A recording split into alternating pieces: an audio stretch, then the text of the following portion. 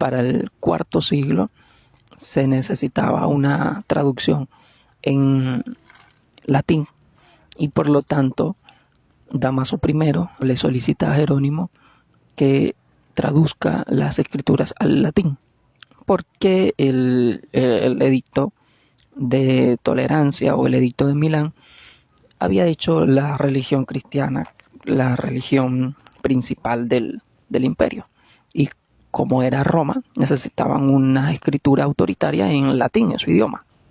Entonces Jerónimo va a hacer algo que a muchos no les gustó, porque en ese entonces se acostumbraba a hacer las traducciones a partir de la Septuaginta.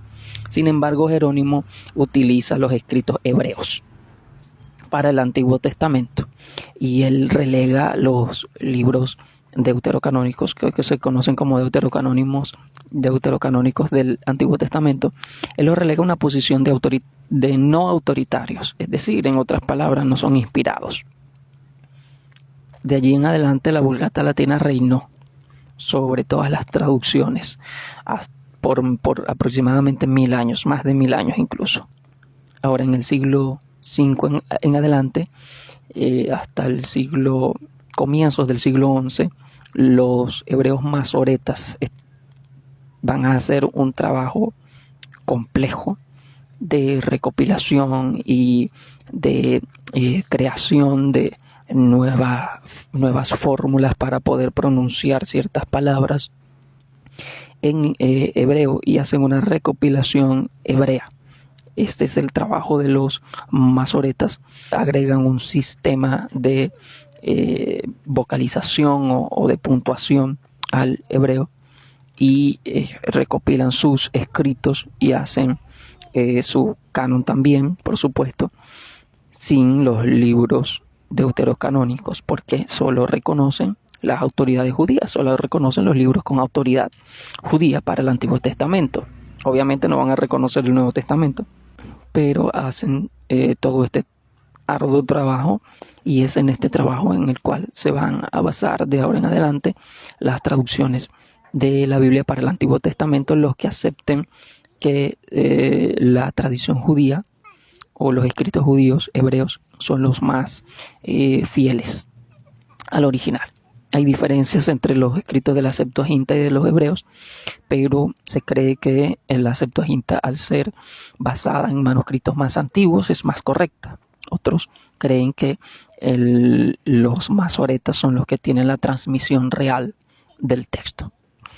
Después de allí tenemos que se comienza a hacer las traducciones de la Biblia a partir de algo llamado Textus Receptus, que comienza con el trabajo de Erasmo de Rotterdam. Erasmo de Rotterdam utilizó algunos escritos hebreos y utilizó escritos de la Vulgata Latina para hacer su traducción al griego. Entonces, Erasmo de Rotterdam comienza este trabajo en varias versiones o en varias publicaciones, y tenemos como consecuencia del inicio del trabajo de Erasmo el Textus Receptus. De allí es donde parten la King James, de ahí es donde parte la Biblia Reina Valera, pero son escritos que están basados en manuscritos bizantinos que son posteriores, son del siglo XI, siglo XII hasta el siglo XV, y que muchos han dicho que no son tan fieles a los originales. Posteriormente se descubren los códices, tanto sinaítico como vaticano, y son datados del siglo IV después de Cristo. Son más antiguos que los bizantinos y por lo tanto más fieles a las escrituras originales. Estos escritos son catalogados como manuscritos alejandrinos o códices alejandrinos, y se cree que son más fieles. Tenemos el Nestlé Aland, que es basado allí en sinaítico y vaticano, por dar un ejemplo. Y de allí tenemos, por ejemplo, la Biblia textual. Ahora, hay una lucha entre si la Reina Valera o King James tienen errores o no. Esto se podría clasificar en tres tipos de dificultades. Por ejemplo, tenemos omisiones, tenemos adiciones y tenemos sustituciones. Las omisiones es cuando en un manuscrito está alguna palabra y se omite. Adiciones es cuando no está un texto y se añade.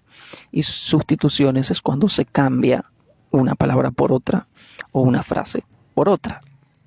Sí es cierto que hay aproximadamente más de 3.600, como lo dicen por allí, errores. Pero no son errores, son simplemente variantes textuales que todos las tienen. Y la ventaja de, por ejemplo, el Nestlé Aland es que ofrece un aparato crítico que explica todas estas variantes textuales. Cuestión que no la tenemos con la Reina Valera o la King James. Ahora, ellos son basados en los bizantinos y tienen más de 3.600 variantes, pero son del tipo, por ejemplo, que en un texto diga el Dios de este siglo y se cambia siglo por mundo y dice el Dios de este mundo. Esas son las variantes y en eso se basan. Son variantes que no van a cambiar la doctrina, sino que se cambia la manera en la que se expresa dicha doctrina. Porque a falta de mucha aclaratoria de esto, se ha dicho de que no, tiene más de 3.600 errores. En realidad son variantes textuales que no afectan el sentido de la doctrina, sino cómo se expresa dicha doctrina. La omisión de la coma juanina no cambia o no quita la doctrina de la Trinidad. Y la omisión del final largo de Marcos tampoco lo quita. Este es un ejemplo de adición. Por ejemplo, en los manuscritos bizantinos se tiene 1 Juan 5, 7 y 8 especificado como el Padre, el Verbo y el Espíritu, pero en los manuscritos alejandrinos no. Y en los manuscritos bizantinos se tiene el final de Marcos y en los alejandrinos no, que son más antiguos. Pero entonces no cambian su valor doctrinal.